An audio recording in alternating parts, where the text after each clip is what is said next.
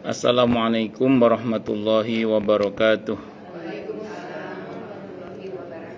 Bismillahirrahmanirrahim. Alhamdulillahi rabbil alamin.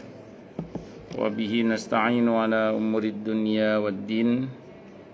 Wassalatu wassalamu ala asyrafil anbiya'i wal mursalin, Sayyidina wa habibina wa syafi'ina wa qurrati a'yunina wa maulana Muhammadin wa ala alihi wa ashabihi wa dzurriyyatihi ajma'in, amma ba'd. Asyhadu an la ilaha illallah wa asyhadu anna Muhammadar Rasulullah wa ufawwidu amri ilallah, innallaha basirum bil ibad. Hasbiyallahu la ilaha illa huwa alaihi tawakkaltu wa huwa rabbul arsyil azim. Qala Allah ta'ala fi kitabihil karim hikayatan an nabiyillahi Musa alaihi salam, Rabbi syrah li sadri wa yassir li amri wahlul 'uqdatam min lisani yafqahu qawli. Para asatidah, para ibu-ibu sekalian, hafizani wa hafizakunallah, bil khusus segenap pengurus majelis taklim ibu-ibu Masjid Babu Taubah yang semoga pengurusnya dan jamaahnya semoga semuanya saja selalu dalam naungan rahmat, barokah, perlindungan serta bimbingan Allah Subhanahu wa taala. Amin Allahumma amin insyaallah. Dan tentu saya doakan semoga kemuliaan ibu-ibu sekalian selalu dijaga dan ditingkatkan terus oleh Allah Subhanahu wa taala sebagai seorang muslimah, sebagai seorang istri, sebagai seorang ibu, dunia hingga surga. Amin Allahumma amin insyaallah. Allahumma inna nas'aluka ilman nafi'ah wa rizqan thayyiba wa amalan mutaqabbala wa fatahallahu alaina futuhal arifin. Allahumma inna na'udzubika min ilmin la yanfa' wa amalin la yurfa' wa qalbin la yakhsha' wa du'a ila yusma'. Allahumma ati anfusana taqwaha wa zakkiha anta khairu man zakkaha anta waliyuha wa maulaha. Amin Allahumma amin insyaallah. Masih melanjutkan kajian kita tentang kitab Ar-Ruh karya Ibnu Qayyim Al-Jauziyah rahimahullah rahmatan wasi'ah wa rahimallahu ulama al-muslimin. Qala al-musannif rahimahullahu ta'ala wa nafa'ana bihi wa bi'ulumihi fid dharain amin. Bismillahirrahmanirrahim. Halaman 309 nggih. Ke-12 betul ya? Hadis Abu Musa Al-Asy'ari radhiyallahu an, jiwa orang mukmin keluar dengan bau yang lebih harum dari minyak kasturi. Para malaikat yang memegangnya membawanya pergi. Lalu mereka bertemu dengan para malaikat yang menjaga langit. Mereka berkata, ini fulan ibn fulan yang dulunya berbuat begini dan begitu, dengan menyebutkan amal-amal kebaikannya. Mereka berkata, selamat datang kepada kalian dan kepadanya. Lalu mereka memegang ruhnya dari tangan mereka dan membawanya naik ke pintu yang sesuai dengan amalnya. Lalu ia memancarkan cahaya seperti jelasnya cahaya matahari hingga tiba di arsy. Sedangkan jika roh orang kafir dicabut, maka dia dibawa naik. Para malaikat penjaga langit bertanya, siapa ini? Para malaikat membawanya menjawab, ini fulan bin fulan yang dulunya berbuat begini dan begitu, dengan menyebutkan amal-amalnya yang buruk. Para malaikat penjaga langit berkata, tidak ada ucapan selamat datang. Kembalikan ia. Maka ia dikembalikan ke bumi yang paling rendah, ke tanah yang lembab. Di sini terkandung 10 dalil. Ini kata Ibnu Qayyim Al-Jauziyah rahimahullah. Yang pertama, keluarnya jiwa. Jadi roh itu ditarik dari raganya. Berarti raga dan roh itu dua hal yang berbeda. Jadi kalau bahasa sederhananya, roh itu softwarenya, sementara raga ini hardwarenya. Yang sebenarnya kita yang mana? Yang roh itu. Jasad ini dari hasil mengumpulkan. Jasad ini yang kita pakai ini dari hasil mengumpulkan. Berarti ini bukan aslinya kita ini. Karena dari hasil mengumpulkan dari toge, ongol-ongol, jengkol, roti. Kalau roh itu aslinya kita, asli Allah menciptakan kita ya berupa roh itu. Makanya nanti jasad ini bongkar pasang. Begitu waktunya lepas dari raga, pertama kan terpisah kan, raga masih dibentuk, roh dimasukkan ketika sudah siap ditempati oleh roh. Terus kemudian nanti dipakai sampai sekarang di dunia ini, nanti begitu masuk ke alam barzah, dilepas, roh dilepas dari raga, untuk nanti dimasukkan kembali ke raga di yaumul ba'ats. Hanya sering saya sampaikan di sini nggih. Raga kita di yaumul ba'ats nanti tidak seperti ini lagi. Kalau raga yang ini dibentuk berdasar informasi genetika kedua orang tua kita. Kalau orang biologi menyebutnya 23 kromosom ayah, 23 kromosom ibu. Nah, raga kita ini nanti dibentuk berdasar informasi amal. Yauma idzi yasdurun nasu ashtatan liyurau a'malahum. Pada hari di mana manusia keluar dari kuburnya dengan bentuk tubuhnya yang ashtata. Ashtata itu bentuk jamak dari kata syatta. Iya, syatta itu kata tunggalnya artinya macam-macam. Ini Allah pakai jamak berarti apa artinya?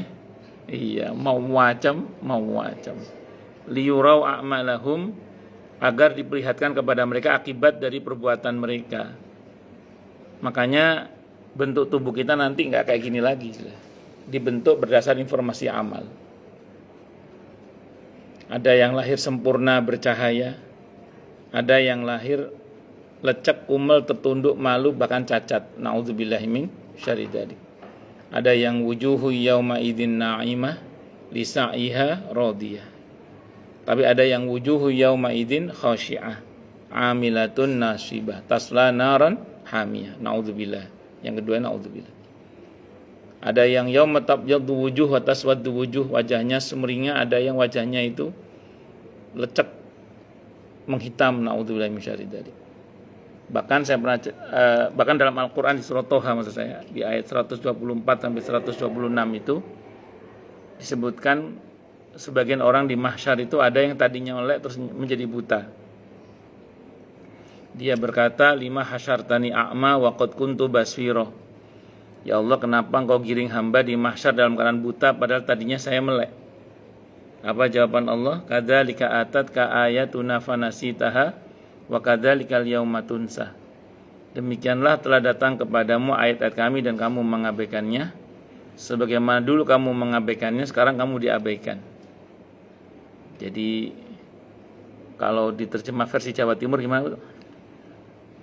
Sebagaimana telah datang kepadamu ayat-ayat kami tapi matamu tidak pernah dipakai untuk membacanya, maka sebagaimana dulu matamu tidak pernah dipakai untuk membacanya, sekarang matamu dibutakan.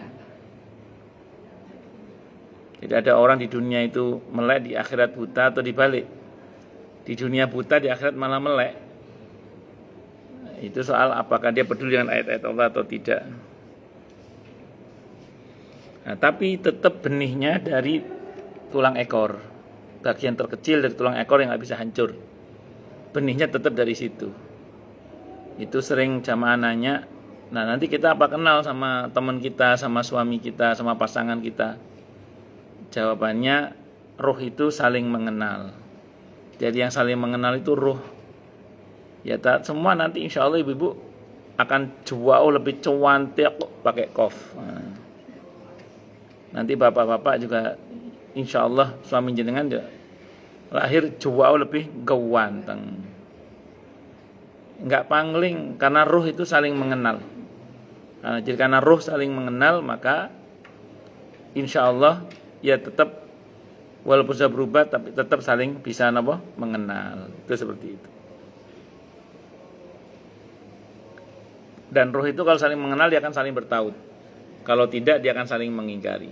Itu seperti itu. Kemudian yang kedua, baunya yang harum. Amal soleh itu aromanya harum.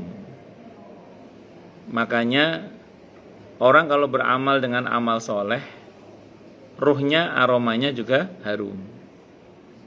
Kalau ada amal soleh, aroma harum, malaikat rahmat senang mendekat. Kalau maksiat, aromanya busuk, maka ruh yang sering berbuat maksiat, orang yang sering berbuat maksiat, ruhnya aromanya busuk. Kalau aroma busuk, malaikat menjauh sekian mil, sekian mil, sekian mil. Malam Qadar itu malam di mana malaikat rahmat turun. Maka kalau di tempat di mana ada orang berbuat maksiat, malaikat menjauh, tidak mau. Maka termasuk orang yang gagal mendapat keutamaan malam Qadar itu orang yang di malam itu dia bermaksiat. Naudzubillahi min syarri dzalik. Karena malaikatnya menjauh. Kan kata Allah, tanazzalul malaikatu warruhu fiha biidzni rabbihim min kulli amr. Makanya jangan sampai kita ini, kalau bahasanya Nabi menginformasikan para malaikat di awal Ramadan kan dawuh, hei yang ahli maksiat, cukupkan, cukup terus nol. Jadi di bulan Ramadan itu jangan diteruskan. Bukan berarti di luar Ramadan boleh, enggak, tapi maksudnya lebih-lebih itu maksudnya. Kalau jangan sampai membuat malaikat rahmat menjauh. Kalau malaikat rahmat menjauh, ngerinya kita enggak dapat keutamaan malam Qadar. Nauzubillah ya. Nah, itu seperti itu. Karena malaikat rahmatnya menjauh itu. Di dalam hadis Sahih Muslim, pernah suatu saat Nabi bersabda kepada para sahabat, sebenarnya saya memberitahukan kepada kalian tentang akan terjadinya malam Qadar, kata beliau gitu. Tapi karena ternyata fulan dan fulan di antara keduanya ada syahna. Apa syahna? Bukan syahnas ya, syahna. Ada syahna kata Nabi. Maka pengetahuan tentang malam Qadar itu diangkat oleh Allah, dihilangkan oleh Allah. Syahna itu ada dua orang yang berantem. Jadi antara sebab pengetahuan malam Qadar itu dihilangkan dari Nabi dan para sahabat itu gara-gara ada dua orang yang berantem. Ini dipakai dalil oleh para ulama. Di antara orang yang terhalang dari mendapatkan keutamaan malam Qadar itu adalah orang yang sedang berantem. Nah kalau bisa jangan sampai berantem. Kalau suami ngajak berantem, mas nanti setelah Ramadan aja ya. Monggo. Yang penting jangan ambil bagian saling berantem. Kalau kita diberantemi jangan diladeni. Kan kadang ada orang itu nggak mau berantem tapi diberantemi. Jangan diladeni. Kita tetap baik saja. Kalaupun ada orang-orang yang kita hindari, lebih kepada menghindari keburukannya saja, bukan memutus. Karena ada orang-orang tertentu yang memang kalau kita ketemu itu nggak bagus. Misalnya omongannya bikin kuping panas, misalnya. Kalau ngomong suka nyelekit, misalnya gitu. Maka kita menghindarinya bukan karena memutus, tapi lebih kepada menghindari keburukan yang mungkin muncul kalau kita ketemu. Atau kalau ketemu fitnahnya besar, terlalu besar fitnahnya, maka kita menghindari yang bersangkutan. Bukan memutus, tapi menghindari, lebih kepada karena menghindari fitnah yang mungkin muncul kalau ketemu. Contohnya ketemu mantan.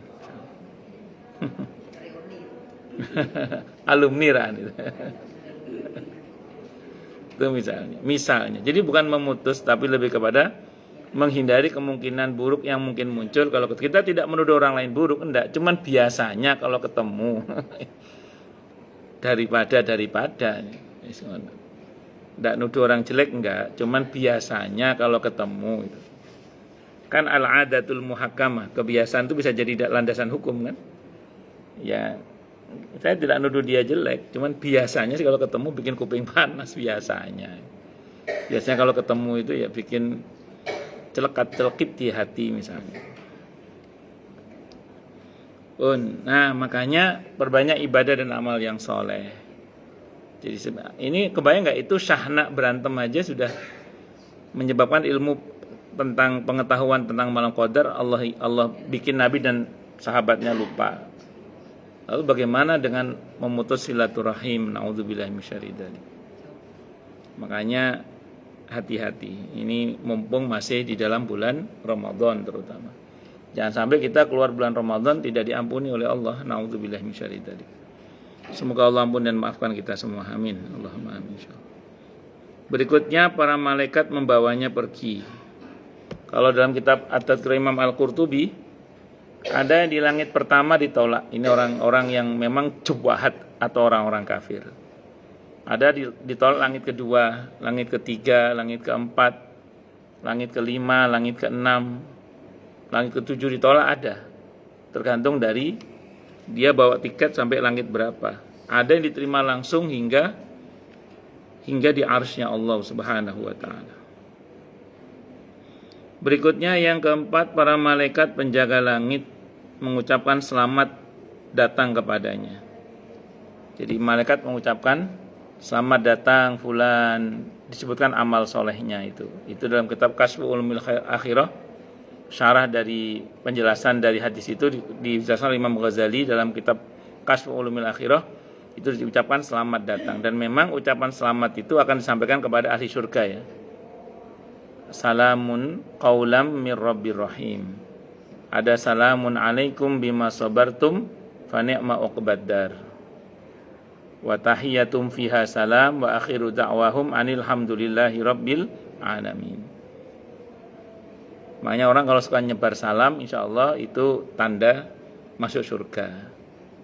Kan pesan Nabi ketika baru sampai di Madinah, saat itu beliau bersabda, afsus salam wasilul arham wasallu billail wan nasu niyam tadkhulul jannata bisalam. Itu sebarkan salam, sambung kekerabatan. Terus kemudian yang ketiga, wasallu billaili wan nasu niyam, salat malam sementara orang pada tidur, maka kalian akan masuk surga dengan selamat, kata Nabi. Dan sering saya sampaikan di sini, orang kalau sering mengucapkan salam itu akan jadi kebiasaan sampai ke akhirat. Dan ucapan selamat itu tidak ada di neraka, adanya di surga. Surah Yunus ayat 10 itu.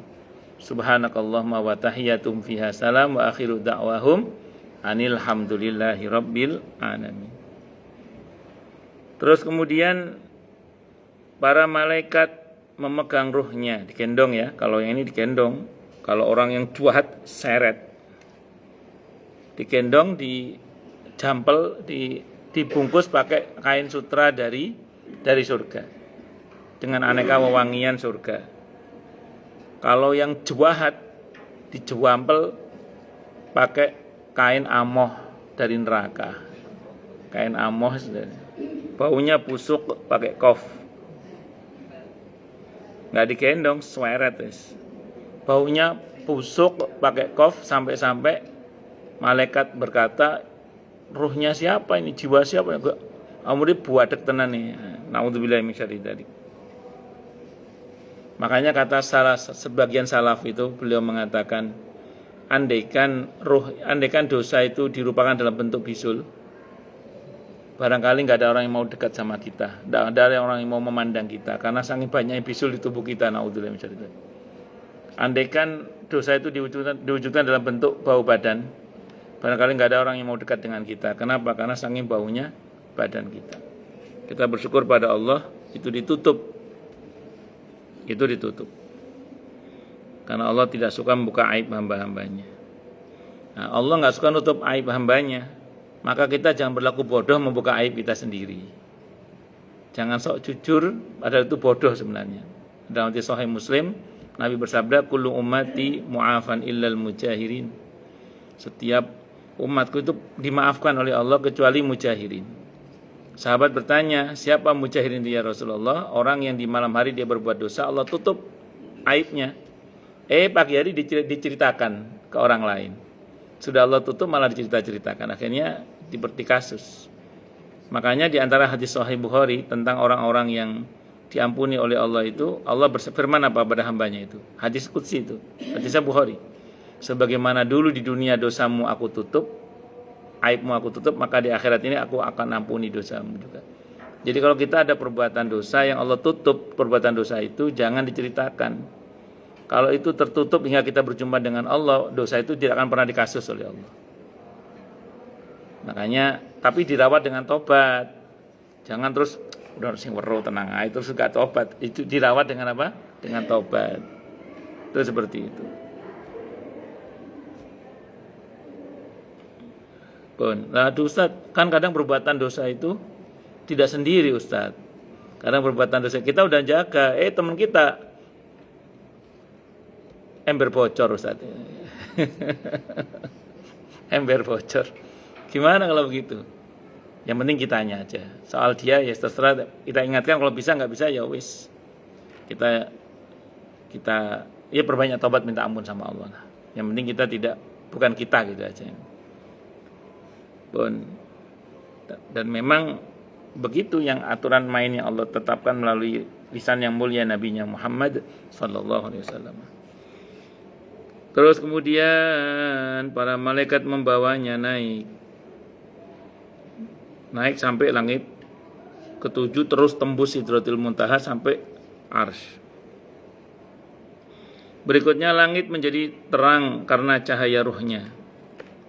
Jadi amal soleh itu serupa cahaya, bahkan cahaya, bukan serupa bahkan cahaya. Makanya nanti orang beriman, kalau ibu baca di surah Al-Hadid ayat 12-13, itu orang beriman dibangkitkan dalam keadaan bercahaya. Terus orang-orang munafik teriak, nebeng cahayanya dong gitu. Dibentak oleh malaikat dalam ayat itu, tidak boleh mundur, cari cahayamu sendiri. Surah Al-Hadid, surah ke-57, ayatnya ayat 12-13 itu. Karena memang amal soleh itu bukan serupa cahaya, dia memang cahaya gitu. Dia cahaya memang. Yauma taral mu'minina wal mu'minati yas'a nuruhum baina aydihim wa bi aymanihim busyrakumul yauma jannatun tajri min tahtihal anharu khalidina fiha. Dzalika huwal fawzul azim. Pada hari engkau akan melihat orang-orang yang beriman laki-laki dan perempuan, betapa cahaya mereka bersinar di depan dan di samping kanan mereka. Dikatakan kepada mereka, pada hari ini ada berita gembira untukmu, itu surga-surga yang mengalir di bawahnya sungai-sungai. Mereka kekal di dalamnya, demikian itulah kemenangan yang agung. Yauma yaqul munafiquna wal munafiqatu lil ladina amanu nzuruna wa naqtabis min nurikum qila irji'u wara'akum faltamisu nura faduriba bainahum bisuril lahu bab batinuhu fi rahmah wa dhahiruhu min qibalihil adzab. Pada hari orang-orang munafik laki-laki dan perempuan berkata kepada orang-orang yang beriman, tunggulah kami ingin mengambil cahayamu, pengen nebeng. Kepada mereka dikatakan, yang mengatakan malaikat, kembalilah, kata para mufasir ya, kembalilah kamu ke belakang dan carilah sendiri cahaya untukmu. Tidak boleh, mundur. Lalu di antara mereka dipasang dinding pemisah, dipisahkan antara orang percaya dan tidak percaya, dipisah. Yang berpintu, di sebelah dalam ada rahmat yang percaya tadi, dan di bagian luar ada adab, tenggelam oleh keringatnya sesuai dengan kadar amalnya itu.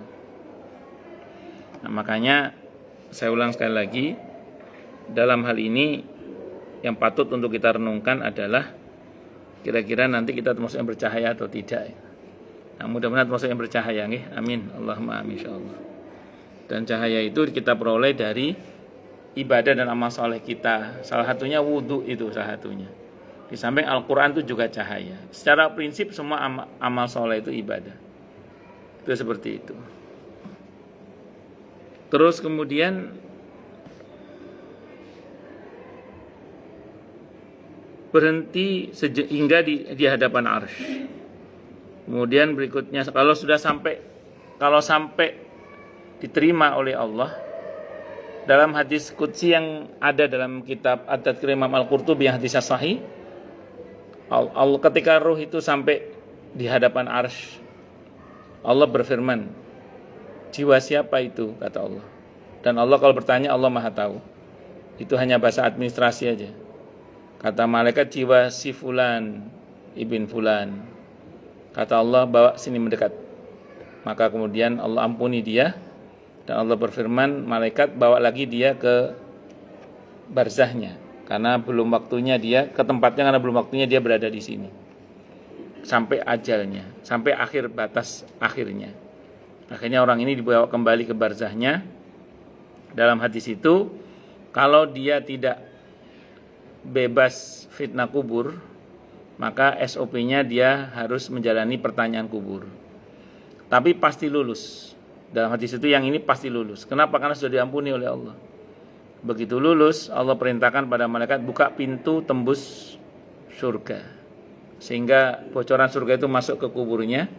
Itu yang kalau bahasanya para ulama, ini bukan bahasa hadis, tapi bahasanya para ulama, istilahnya raudhah miryadil jannah. Kuburnya itu laksana taman-taman surga itu. Tapi kalau langit pertama udah ditolak, dibanting ke barzahnya, dia harus menjalani proses pertanyaan kubur. Yang ini pasti nggak lulus nih. Pasti nggak lulus dah. Naudzubillah min syarri dzalik. Karena nggak lulus, Allah berfirman kepada para malaikat, buka pintu tembus neraka.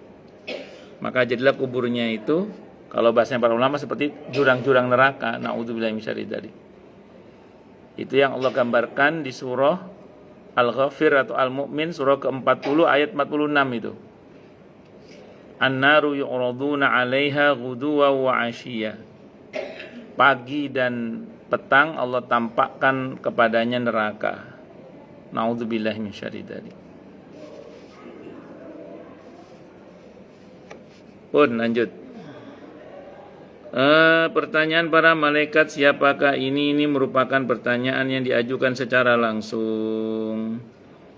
Enggak usah apa sampean, bahwa siapa Anda? Ini fulan bin fulan gitu. Perkataan para malaikat, kembalikan dia ke bumi yang paling rendah. Maksudnya ke barzahnya. Malaikat itu yang Jogja. Suruh kembalikan ke barzahnya lagi maksudnya. Di barzah itu secara umum ada dua ya, ada sijin, ada illiyin. Semoga kita di illiyin ya, amin insyaallah.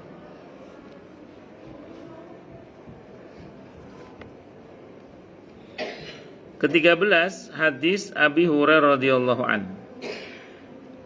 Jika roh orang mukmin keluar, maka ia diterima dua orang malaikat, lalu membawanya naik ke langit. Lalu para penghuni langit berkata, roh yang harum datang dari bumi. Semoga Allah bersolawat kepadamu dan kepada jasad yang dulu engkau makmurkan. Jadi enggak cuma rohnya yang didoakan oleh para malaikat, jasadnya pun juga didoakan. Makanya gini Bu, orang soleh itu kan selama hidupnya dibersami oleh para malaikat rahmat. Ketika beliau wafat, rohnya dikawal oleh malaikat rahmat tetap. Jasadnya enggak ditinggalkan. Jasadnya tidak ditinggalkan, tetap dijaga. Makanya yang didoakan oleh para malaikat itu adalah tidak hanya ruhnya, tapi juga jasadnya itu. Makanya beberapa orang soleh itu ada yang jasadnya itu utuh, walaupun sudah berpuluh-puluh tahun, bahkan ada yang beratus-ratus tahun itu. Allahu Akbar.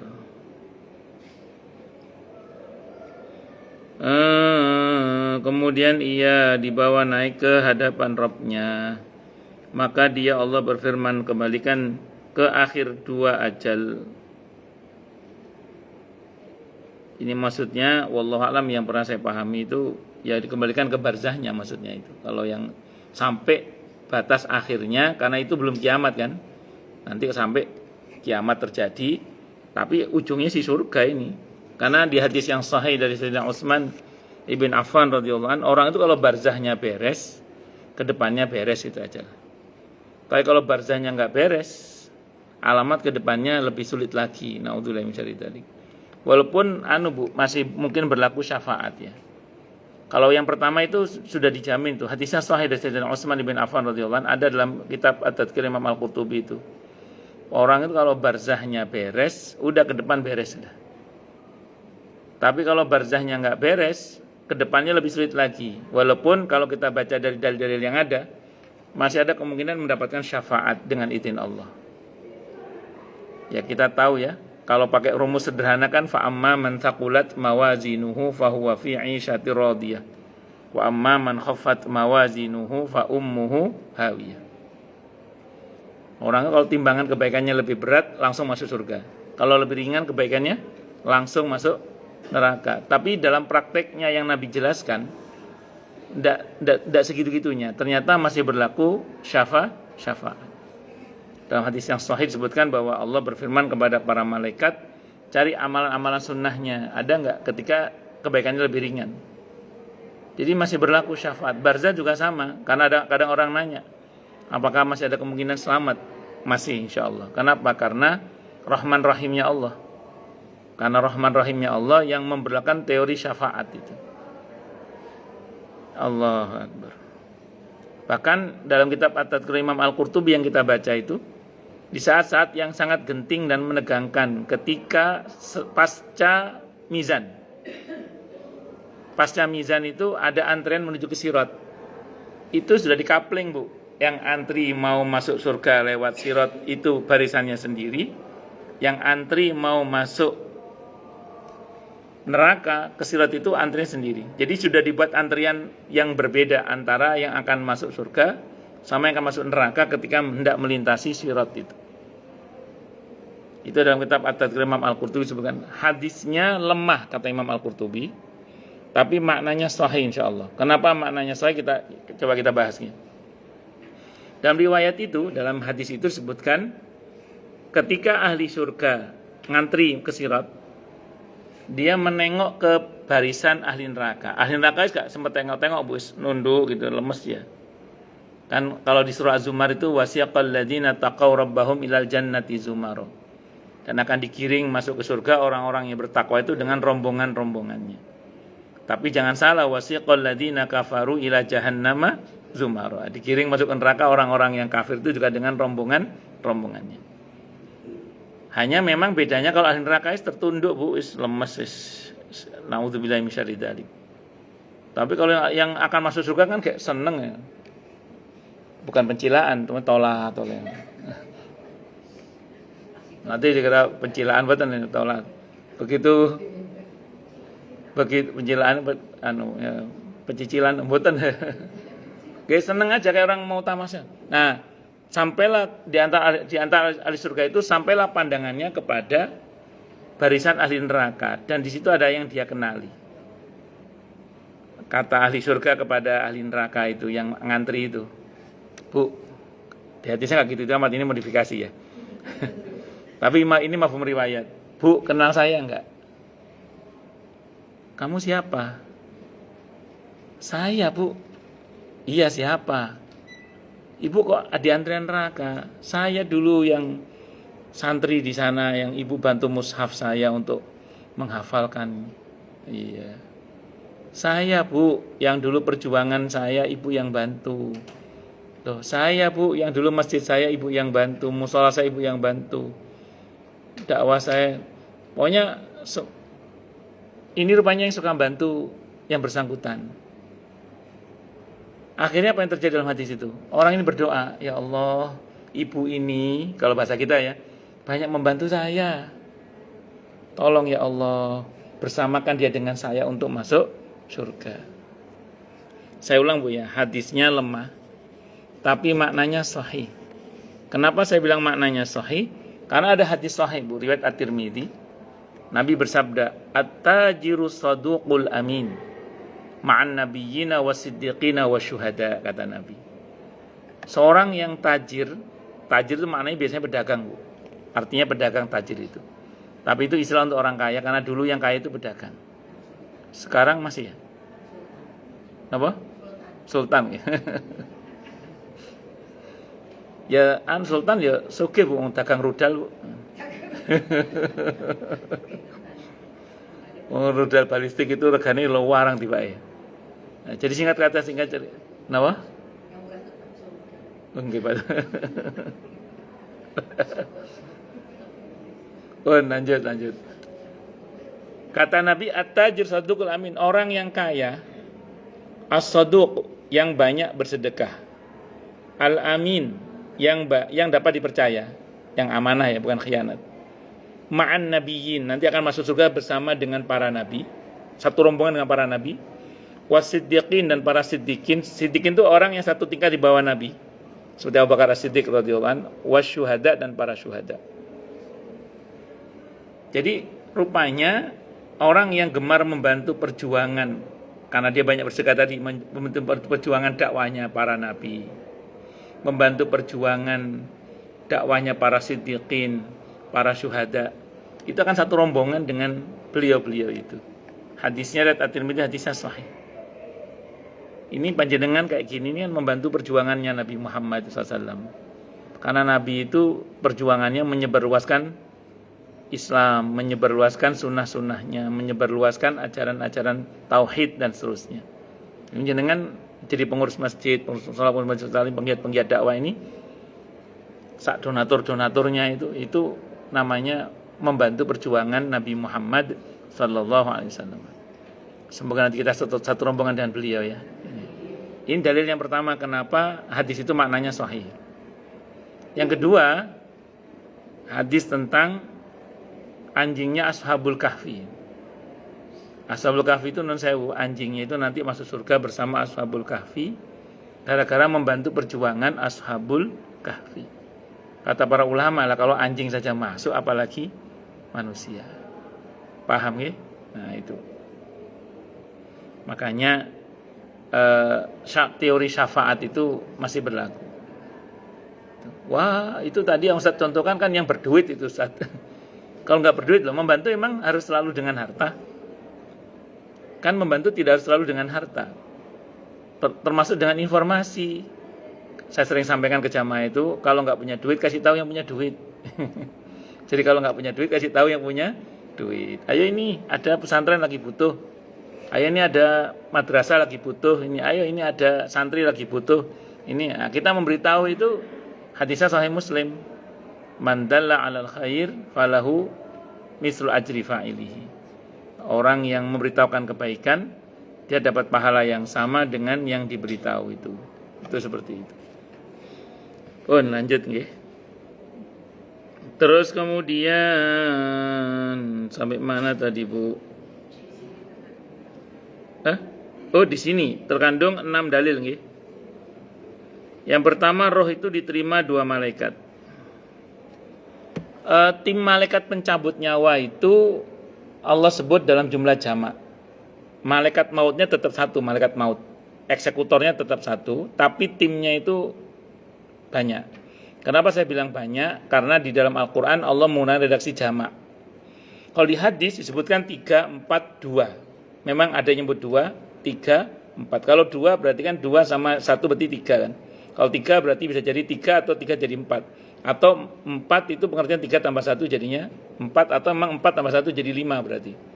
Berarti maksudnya gini, malaikat maut itu enggak sendirian gitu maksudnya. Dia ada timnya. Dan itu disebutkan dalam Al-Quran dalam bentuk jamaah itu diantaranya di surah An-Nahl itu. Surah An-Nahl ayat 32 itu.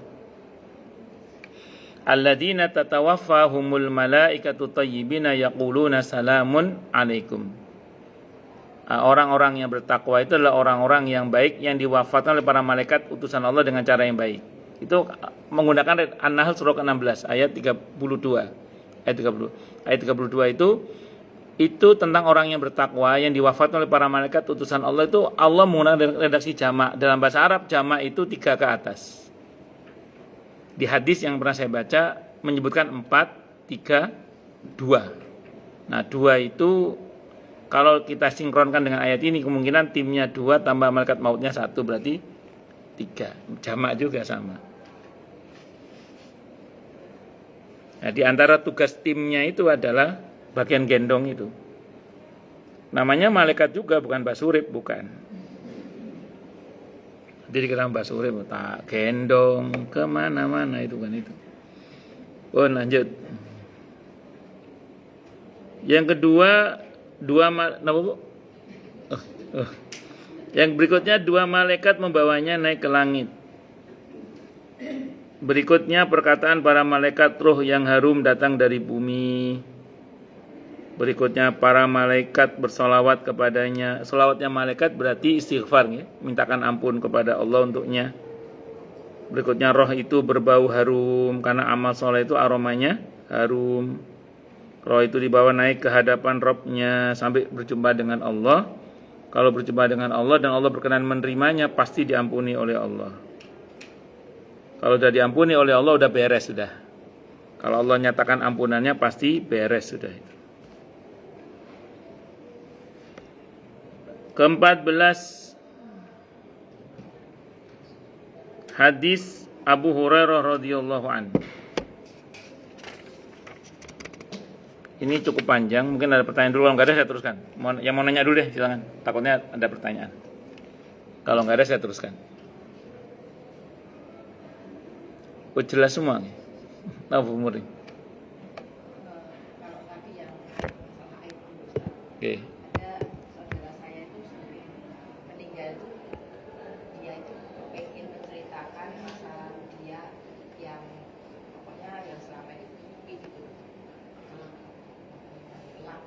Terus. Misalnya kalau nggak diceritakan saya nanti matinya nggak bisa tenang.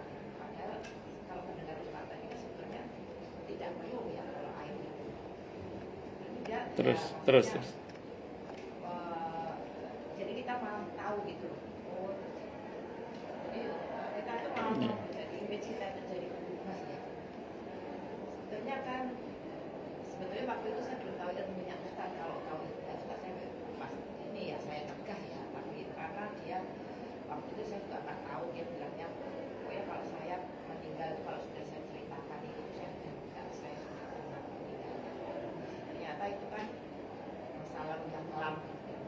Malah saya jadi tahu gitu, terus jadi selama ini kan saya maksudnya pesan saya kepada orang itu jadi berubah. Ya, yang harusnya memberi kesaksian baik jadi berubah. Iya. Ya begitu.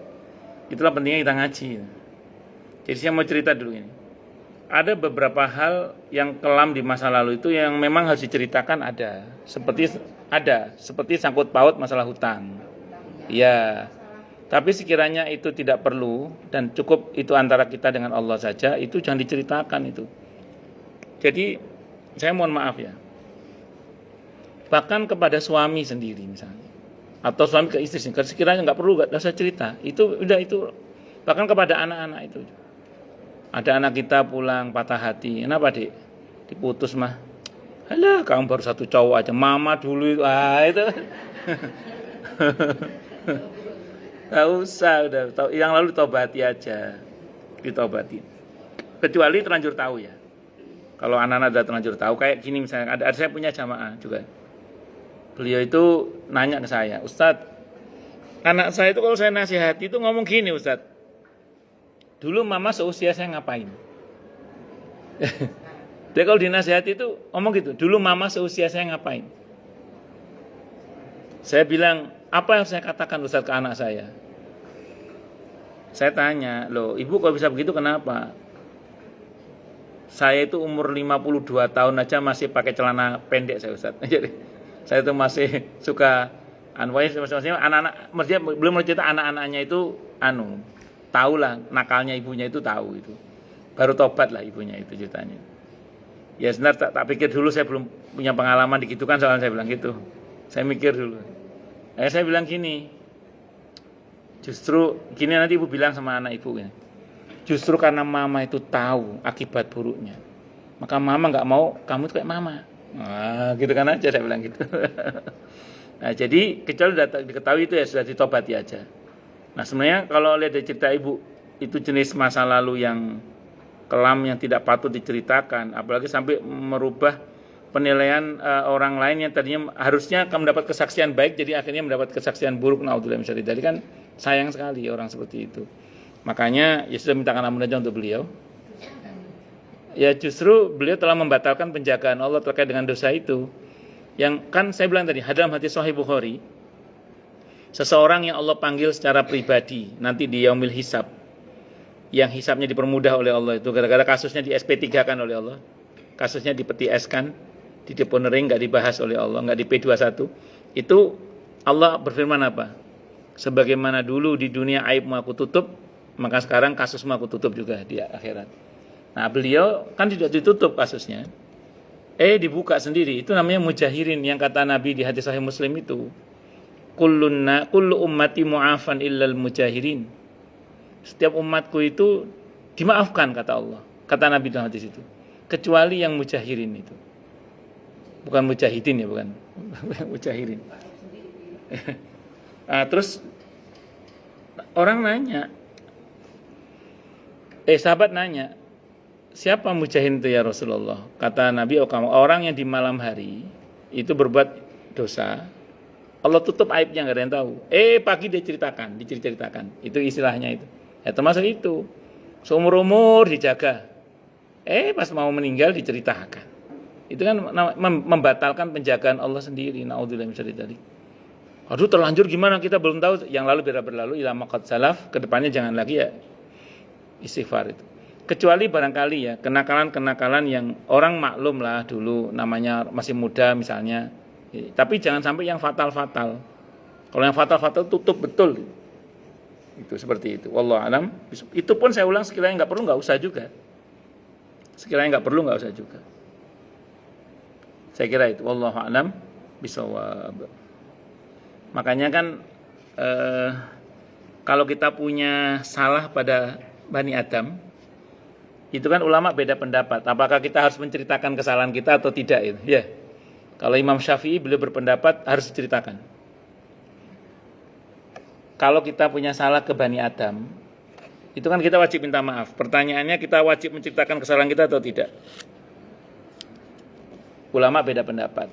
Kalau Imam Syafi'i mengatakan harus diceritakan. Bu Murni, Bu Murni, aku minta maaf yo. Kemarin jenengan pas hari Jumat lewat pakai motor di Kemang 3 nggak tolak-tolak tak pengen cepis ini misalnya gitu. Misalnya nggak usah detail itu. Kalau dalam madzhab harus disebutkan kesalahannya. Misalnya gitu ya.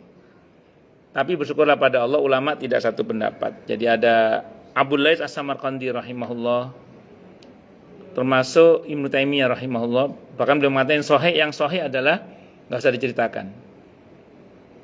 Minta maaf gitu aja. Bu, minta maaf ya. Kita yang dimintai maaf, nggak usah kepo. Salah apa? Nah, karena takutnya nanti kalau dijelaskan malah nggak bagus. Kalau bahasa Al-Qur'annya wala tas'alu an asya'a in tubdalakum tasukum. Jangan kamu bertanya tentang sesuatu yang kalau dijelaskan kepada kamu malah buruk. Kata ulama yang kedua ini alasan sederhana. Lebih baik orang itu nggak usah tahu daripada diberitahu nanti malah sakit hati. Itu makanya sekiranya nggak perlu nggak usah diberitahu. Itu sekiranya nggak perlu. Memang saya ulang ada beberapa masa lalu yang kelam itu monggo yang sepatutnya kita beritahukan. Terutama yang berkaitan dengan apa tadi? Iya, diantaranya itu. Ya. Atau yang sudah terlanjur diketahui, lebih semata-mata untuk diambil pelajaran supaya jangan seperti kita di masa lalunya misalnya. Itu. Ya, kecuali kenakalan kecil yang semua orang bisa maklum lah. Dan itu kategorinya bukan kategori dosa yang fatal, bukan kategori dosa besar, itu insya Allah sudah diampuni. Karena untuk dosa kecil itu rata-rata sudah diampuni oleh Allah. Kalau dosa besar kan menuntut adanya tobat. Wallahu a'lam bishawab. Oke. Monggo yang lain silakan kalau ada. Ini bukan yang 10 dalil yang dari A sampai J itu berarti ini campur ya? Campur gimana maksudnya? Yang baik sama yang atau yang J itu kembalikan niat di bumi yang paling itu berarti ya maksudnya kembalikan ke barzahnya. Ya. Ya semua gini, kalau yang saya baca di hadisnya riwayat Ahmad, Abi Daud, Ibnu Majah, hadisnya cukup panjang, hadisnya sahih dari semua jalur periwayatannya. Itu kalau yang bersangkutan bukan termasuk yang bebas pertanyaan kubur, itu tetap SOP-nya dia wajib menjalani pertanyaan kubur. Kecuali dia meninggal di hari Jumat dalam kebaikan, meninggal sakit perut, meninggal keningnya berkeringat, atau dia rajin baca surah Al-Mulk misalnya, atau rajin baca surah Al-Ikhlas dan seterusnya. Itu baru kemungkinan dia ada bebas pertanyaan kubur. Kalau tidak, berarti SOP-nya tetap dia harus menjalani pertanyaan kubur. Nah, bedanya apa? Kalau yang sudah diampuni oleh Allah di hadis itu pasti lulus sudah. Pasti lulus. karena udah diampuni oleh Allah. Itu di hadis itu. Sehingga ketika dia lulus, maka Allah berfirman, buka pintu tembus surga. Nah, sehingga kuburnya menjadi seperti taman-taman surga. Tapi kalau orang yang jahat tadi itu pasti nggak lulus sudah, pasti itu. Wong langit pertama aja udah dibanting ke barzahnya. Karena nggak lulus, maka Allah bilang buka pintu neraka. Naudzubillahi minasyaitonir rajim. Sehingga kuburnya itu menjadi jurang-jurang neraka, seperti jurang-jurang neraka. Naudzubillahi minasyaitonir rajim. Oke. Oke, monggo yang lain silakan kalau ada. Ya, monggo Bu Reni. Waalaikumsalam warahmatullahi wabarakatuh.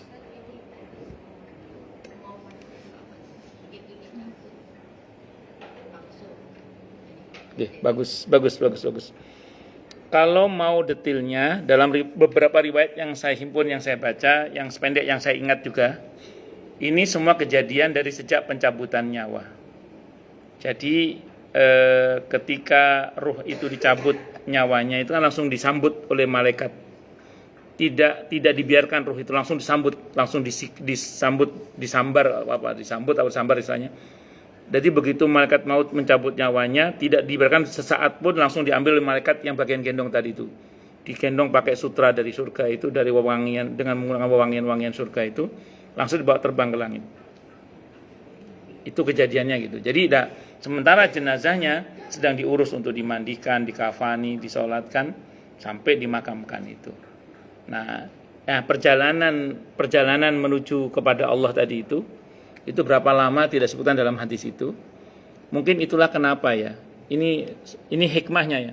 Kenapa kita kalau sholat jenazah, padahal jenazah itu di depan kita, tapi Nabi menggunakan redaksi pihak ketiga yang gaib. Allahumma firlahu warhamhu, dia.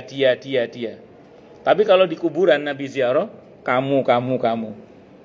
Assalamualaikum ya ahla diyar. Tapi jadi Nabi itu kalau sholat jenazah, padahal jenazahnya ada di depan kita, tapi Nabi memberlakukan dia sebagai pihak ketiga yang gaib.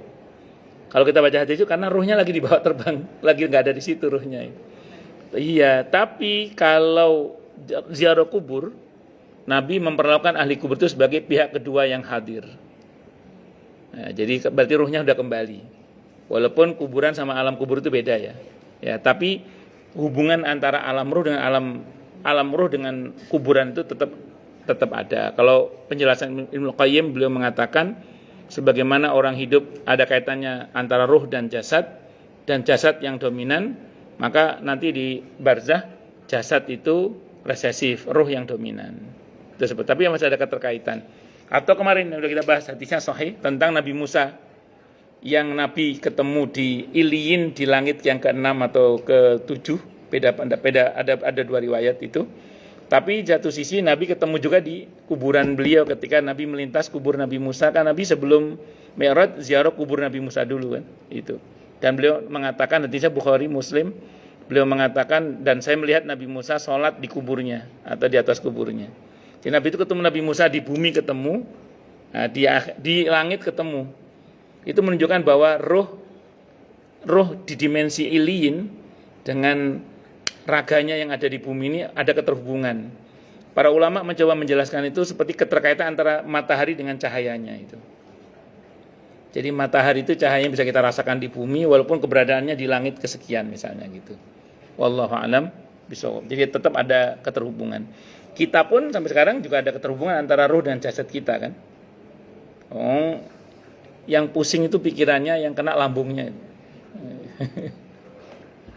Paham ya? Itu seperti itu. Ngatang nggih Fureni nggih. Allah a'lam. Wa jazakillah khairan. Ada lagi yang lain mungkin silakan. Kalau enggak ada cukup dulu nggih. Kita tutup dengan hamdalah. Alhamdulillahirabbil alamin. Semoga kajian kita bisa bermanfaat, mubarakah fid dini wa dunya wal akhirah untuk kita, keluarga kita dan seluruh umat Islam semuanya, dan mudah-mudahan kita semua dijadikan oleh Allah sebagai orang-orang yang sukses dunia akhirat, selamat dunia akhirat, bahagia dunia akhirat, dan dipermudah urusan kita oleh Allah fid dini wa dunya wal akhirah. Semoga Allah limpahkan hidayah selalu untuk kita, semoga Allah tingkatkan selalu hidayah untuk kita, dan semoga Allah berikan hidayah untuk siapapun yang melihat kita. Subhanakallahumma bihamdika Asyhadu an la ilaha illa anta astaghfiruka wa atubu ilaik. Sallallahu alaihi Muhammad wa ala alihi wasallam. Saya mohon maaf. Assalamualaikum warahmatullahi wabarakatuh. Waalaikumsalam.